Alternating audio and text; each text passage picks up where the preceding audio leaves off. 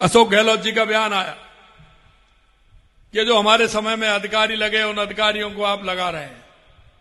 अरे गहलोत साहब, अधिकारी सरकार का होता है, आपका नहीं होता, हमारा भी नहीं होता, लेकिन वो सरकार का होता है।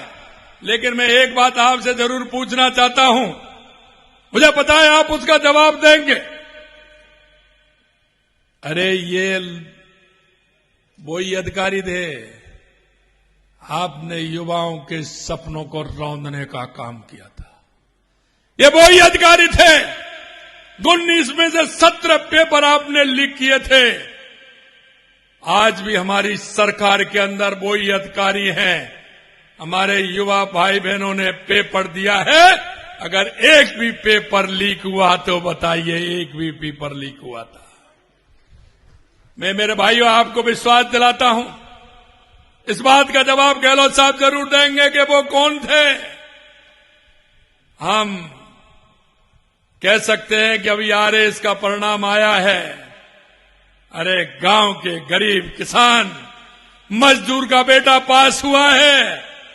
कोई भी बड़े नेता का या उसका आपके समय में नेता और नेताओं के रिश्तेदार पास होते थे।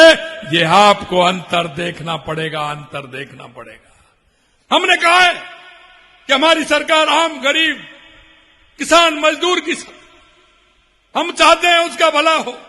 हमें यह भी पता है हमारा गरीब किसान भाई किस तरह से अपने बच्चे और बच्चियों को पढ़ाता है, किस तरह से वो परेशानी भुगतता है। और हमारा वो युवा भाई बहन भी विश्वास दिलाता है कि हम पास होकर के आपके सहयोग करेंगे, आपके सपनों को पूरा करेंगे। लेकिन आपने उनके सपनों को तोड़ने का काम किया और हम हमारे उन भाई बहनों के सपनों को पूरा करने का काम कर रहे हैं, पूरा करने का काम कर रहे हैं। भाइयों बहनों, मैं इतना और कहना चाहता हूं आपसे, आपने 23 महीने में देखा है लगातार जिस तरह से हमारी सरकार काम कर रही है। और आपने ये भी देखा है कि पहली साल ही हमने राइजिंग राजस्थान किया। राइजिंग राजस्थान में 35 लाख करोड़ के एमओयू हुए।